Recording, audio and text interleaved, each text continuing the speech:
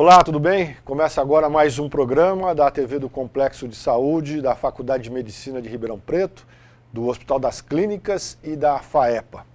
O assunto de hoje é cuidados paliativos. E para começar essa conversa com o Dr. André Felipe Junqueira dos Santos, que é da Unidade de Emergência do Hospital das Clínicas e um dos integrantes do Programa de Cuidados Paliativos do hospital, eu vou tomar emprestado um texto do professor e doutor, diretor do Atenção à Saúde do HC, professor Antônio Pazin Filho, que diz o seguinte: as novas tecnologias que prolongam a vida do paciente criaram a falsa ilusão de que o médico deve sempre curar o paciente, e todos os profissionais de saúde se apegaram a isso e se esqueceram do cuidar no sentido mais amplo.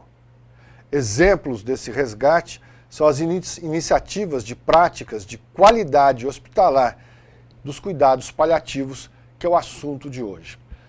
Doutor André Felipe, tudo bem? Tudo bom? O senhor concorda com essa abertura aqui do professor Antônio Pazin? Concordo. É uma mudança de paradigmas que a gente está enfrentando na medicina e na saúde de uma maneira geral. Acho que nos últimos 50, 70 anos a medicina evoluiu muito. Só que chega a patamares novos que surpreende qualquer pessoa, só que a gente lida com um assunto que é a morte. A morte sempre vai acontecer e faz parte da vida. Toda a vida tem um desfecho final. O problema é que quando a gente confunde a medicina como uma luta contra a morte e não uma luta contra doenças que podem causar a morte, a gente tem esse dilema como se a morte fosse um inimigo a ser vencido, e não é, ela é um final de uma vida. Então isso pode gerar um dilema muito grande, tanto para os profissionais de saúde, quanto para uma pessoa doente e seus familiares. Da gente tentar vencer a morte a qualquer custo. O senhor faz parte de um grupo que implantou cuidados paliativos na emergência. Primeiro, o que é cuidados paliativos? Como é que o paciente olha para esse programa que vocês desenvolveram e como é que vocês olham o paciente a partir desse programa? O cuidado paliativo, no momento como nós vivemos, ele é recente, ele começou na década de 60 na Inglaterra e no Brasil começou nos últimos 20 anos, mais ou menos.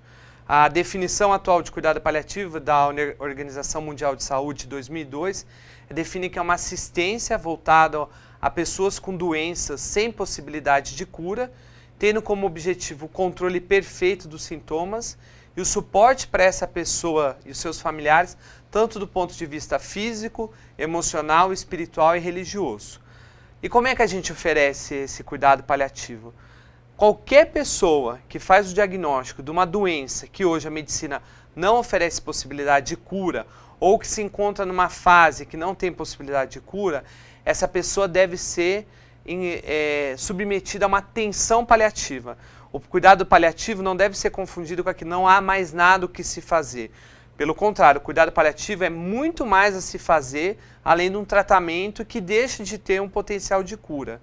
Então nós procuramos identificar nesse contexto pessoas com doenças, geralmente em fase avançada, que o tratamento curativo deixou de ter um benefício e aí necessitam de tratamento curativo. E quem define se aquela pessoa já precisa daquele cuidado paliativo? Ou quais pessoas participam dessa decisão? A tomada de decisão, existem alguns conceitos científicos para a tomada de decisão, alguns conceitos já estudados que encaixam a pessoa nesse critério. Eu vou trazer um muito interessante e provocativo, que é um estudo espanhol que ele trabalha com uma questão que chama questão surpresa. O médico se pergunta para um outro colega essa seguinte frase: você se surpreenderia se essa pessoa morresse nos próximos 12 meses?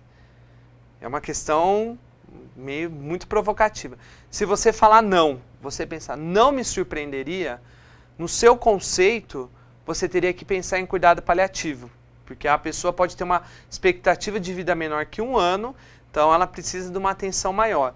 E é uma pergunta tão provocativa, mas ao mesmo tempo tão simples, que já foi estudada e viu que o impacto dessa simples questão entre médicos que numa unidade que trabalha com pacientes com câncer, só de você pensar nisso e perguntar isso, viu que a sensibilidade do óbito aumentava em 11 vezes nas pessoas que os médicos falavam que não se surpreenderia.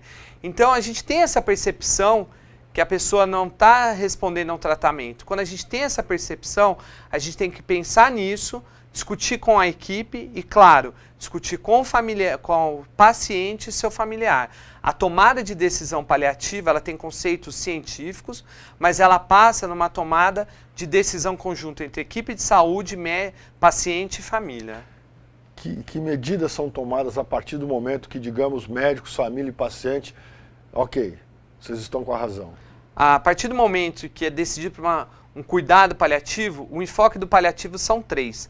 Controle de sintomas, então todas as ações vão ser voltadas para qualquer sintoma, dor, náusea, falta de ar, dispneia, depressão, qualquer sintoma decorrente da doença que não tem cura, conforto do paciente, qualquer medida que proporcione ele se sinta mais à vontade no ambiente hospitalar e uma coisa muito importante, dignidade.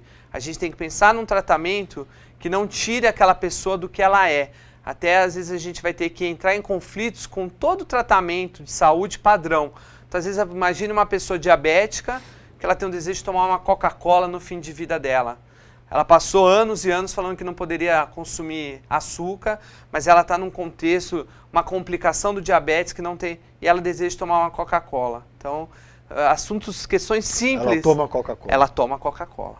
É um desejo dela. A gente tem que pensar que a dignidade dela é um cuidado essencial. O senhor falou que há uma conversa entre médicos, famílias e pacientes. Mas o médico ou o grupo de médicos faz a comunicação primeiro para a família ou para o paciente? Olha, isso é um dilema também muito grande do paliativo. O foco da ação é o paciente, sempre. Então, tanto do ponto de vista ético quanto jurídico, a gente tem que pensar em primeiro comunicar ao paciente. Porém, passa na sensibilidade da equipe perceber se essa pessoa está apta para aquele momento absorver aquela informação. Tem um especialista em cuidado paliativo argentino, chama Gustavo de Simone, que ele fala que a verdade deve ser dita, sempre.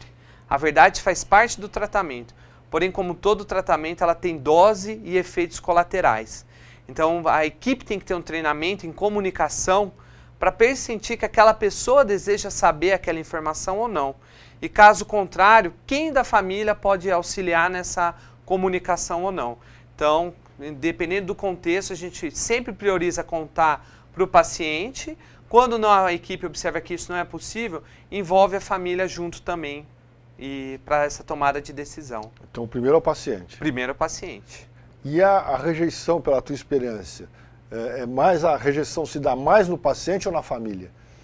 Olha, geralmente se dá mais com a família. O paciente, infelizmente, ele é vítima de uma doença muito angustiante. Ele sofre todo o tratamento, todas as punções, todos os efeitos colaterais. Ele mesmo acaba por falar, eu não aguento mais, eu quero parar. E a família fica angustiada de pressentir que a pessoa está falecendo e que ela fica impotente. Então, cria o que a gente chama às vezes de um pacto de silêncio. As pessoas evitam de falar aquilo ou usam frases assim, calma, você vai melhorar, não vamos desistir. E a pessoa fica angustiada porque não se sente à vontade de falar, não sente esse apoio. Então acaba às vezes a família pressionando a manter um tratamento porque ela não está preparada para a pessoa que está num processo de morte. Mas às vezes é muito mais da família, por N fatores, às vezes fatores religiosos, fatores familiares, alguma pendência que a família ainda quer resolver e, por que não, até fator financeiro influencia nesse grau de investimento. O André é um jovem médico, mas escolheu a geriatria para ser um especialista. E trabalha com cuidados paliativos, que seja os últimos suspiros de uma pessoa. Por dizer assim. Pode ser que sejam os últimos de uma semana, de um mês, mas são os últimos suspiros. De um ano, mas... De um ano, mas é classificado ali numa regra que eles têm, de que aquela pessoa precisa ter esse programa, precisa acessar esse programa de cuidados paliativos. E a pergunta é a seguinte, André, com toda a sua experiência no trato desses momentos finais de uma vida, o médico consegue separar a vida dele do trabalho para casa, o médico consegue sair do hospital sem se emocionar, o médico passa a ser um ser frio nessa hora? Não, eu acho que vai muito do que a gente sabe lidar. Quando a gente fica, um médico tem um treinamento muito caracterizado em procedimento, ele pode se usar de recursos para fugir daquele confronto com a emoção. A emoção está lá. Eu acho que não tem como a gente evitar. O que acontece no dia a dia, a gente muitas vezes, da mesma maneira que nós somos treinados para fazer uma cirurgia, para fazer qualquer procedimento, qualquer profissional de saúde, a gente também tem que trabalhar as emoções. E, infelizmente, a medicina e qualquer profissão de saúde ainda carece de espaços para isso. A gente não tem treinamento em comunicação de más notícias, a gente não tem treinamento, assim, um ambiente no hospital para trabalhar com tudo isso. Então pode acontecer do médico usar dos instrumentos que ele foi habilitado, procedimentos, linguagem muito técnica para esconder as emoções dele, porque ele não se sente preparado a lidar. Mas é impossível você passar inerente a uma situação de muita tristeza, muito estresse, assim, emocional. Eu sempre me emociono em graus maiores ou menores, dependendo do vínculo que eu tive com aquela pessoa. Às vezes é um vínculo de meses, anos, às vezes é um vínculo de poucas horas, mas a gente sempre procura, assim, uma coisa que é muito importante, a gente tem que identificar duas coisas, o que é biologia do paciente e o que é biografia. A biologia é aquela doença, aquele sintoma. A biografia é quem é aquela pessoa. Quando a gente foca na biologia, a gente fica muito frio, porque a gente vai trabalhar muito técnico. Quando é biografia, é o pai de alguém que amava tal pessoa, que fazia tal coisa, a gente não tem como se envolver. Uma última pergunta, André. O cuidados paliativos me parece que é uma coisa recente. Você falou em 20 anos no Brasil. Então as últimas perguntas são, todos os hospitais que trabalham com ou emergência ou com atendimento com a possibilidade de morte ao final do tratamento, tem esse grupo de cuidados paliativos? E se não tem, o Brasil precisa avançar muito nesse campo? O cuidado paliativo no Brasil, a gente fala que está engatinhando, começando a ficar em pé e caindo.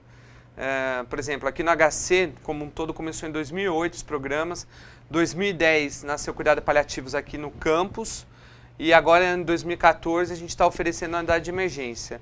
Posso falar que uma estrutura como nós temos hoje, na unidade de emergência, é só aqui em São Paulo, no HC de São Paulo. Pouquíssimos hospitais nós temos ainda uma equipe de cuidado paliativo, somos muitos poucos e a gente tem muito a crescer. O Brasil ainda tem muito a desenvolver, nossa população está envelhecendo, a gente está vivendo mudanças na sociedade, as pessoas estão reconhecendo mais direitos e o direito a ter uma morte com dignidade está nascendo essa discussão. Hoje em dia, da mesma maneira que nós discutimos o parto humanizado, a gente vai chegar um momento que a gente vai discutir a morte humanizada. Não vamos ter como escapar desse dilema da nossa sociedade. Eu conversei com o médico geriatra, integrante da equipe de cuidados paliativos do Hospital das Clínicas de Ribeirão Preto, da unidade de emergência, André Felipe Junqueira dos Santos, que voltará mais vezes no programa para falar sobre este tema, que tem muitos e muitos detalhes que a população precisa conhecer. Muito obrigado pela sua audiência e até o próximo programa.